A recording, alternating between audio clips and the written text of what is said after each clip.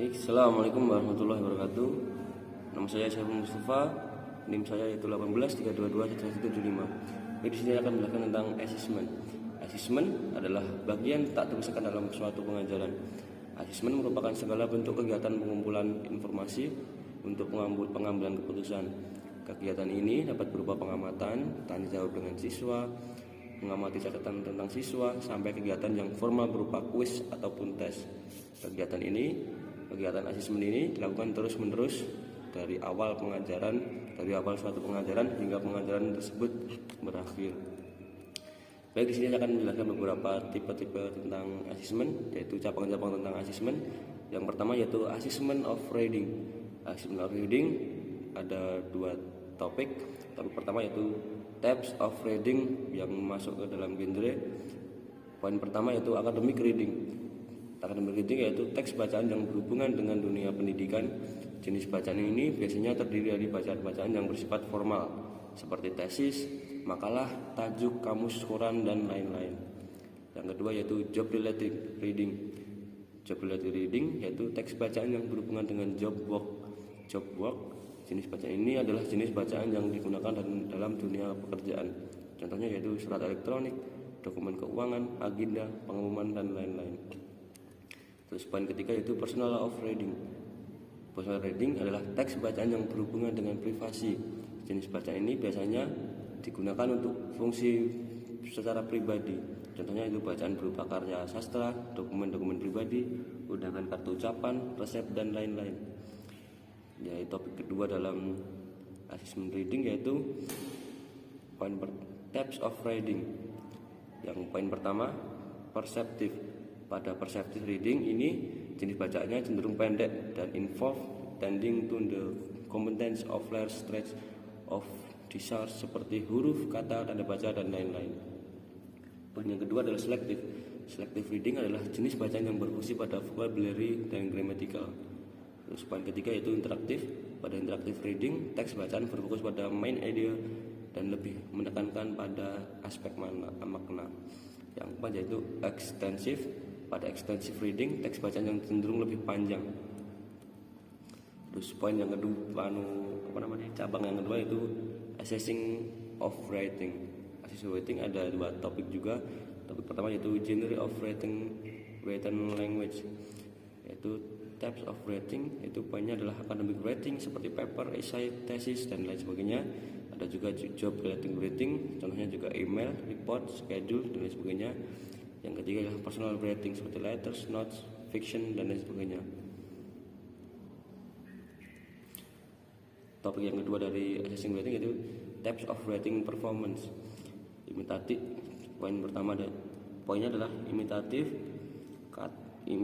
yaitu menulis kata, tanda baca, kalimat, dan kalimat singkat. Terus poin yang kedua adalah extensive atau controlled, yaitu menuliskan sebuah kalimat panjang. Yang ketiga responsif, yaitu menuliskan kalimat-kalimat yang dapat menjadi sebuah paragraf. Yang ketiga yaitu ekstensif, yaitu menulis untuk membuat esai, report, tesis, dan sebagainya. Terus cabang yang kedua dari assessment adalah assessing of speaking. Topik dari assessing speaking yaitu yang pertama adalah basic types of speaking. Ada cabangnya juga, ada imitatif, ada intensif, dan ada responsif.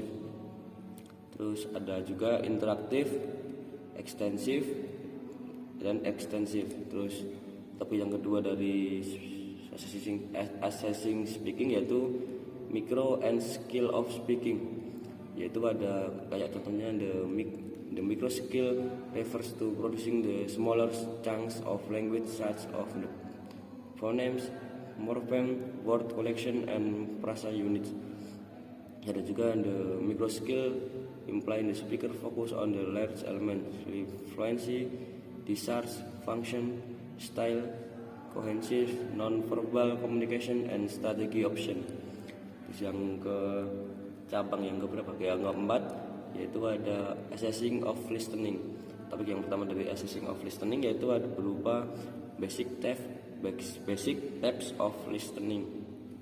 Contohnya ada intensif, yaitu menguji bagian terkecil dari bahasa seperti kayak contohnya phonemes, word, intonation, source makers dan lain sebagainya. Yang kedua yaitu ada responsif,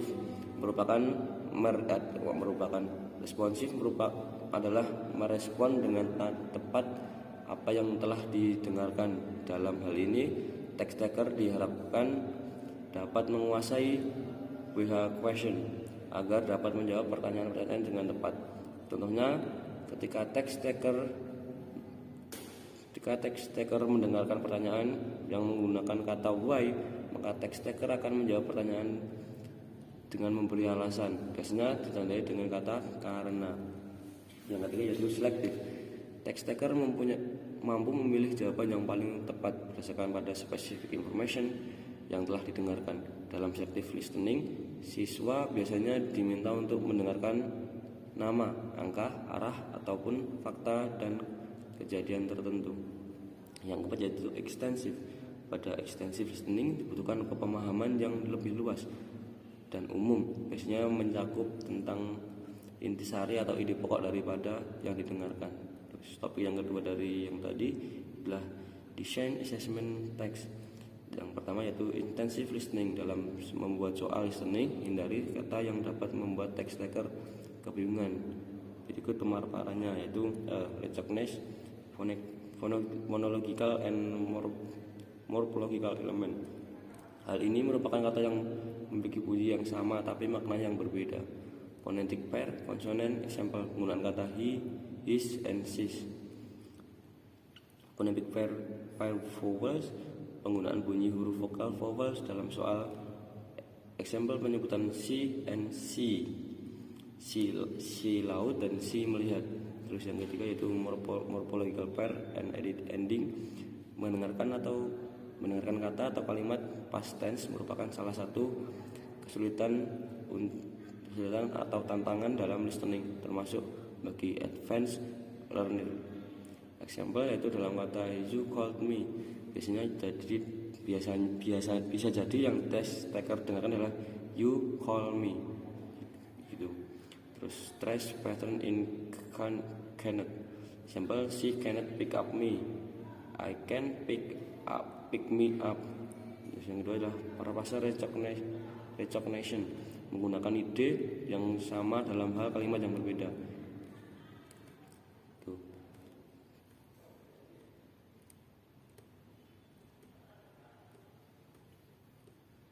Terus yang kelima adalah assessing of grammar. Topik pertama yaitu type of assessing grammar, yang kayak contoh poin-poinnya adalah simple completion sentence. Soal simple completion digunakan untuk menguji grammar dalam kalimat dengan menghilangkan elemen kebahasaan. Grammar ada 3 tahapan untuk mempersiapkan tes simple completion. Yang pertama adalah memilih materi grammar yang diujikan. Yang kedua yaitu menyediakan konteks yang sesuai. Yang ketiga adalah menuliskan perintah yang baik itu. Jadi terus topik yang kedua dari grammar adalah design grammar multi choice.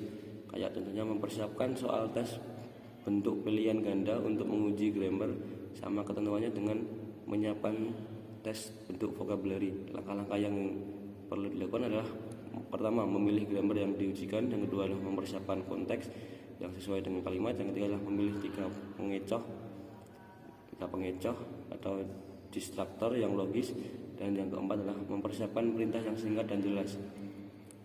Baik, mungkin hanya itu yang dapat saya sampaikan dalam kesempatan kali ini. Kurang lebihnya saya mohon maaf yang sebesar-besarnya.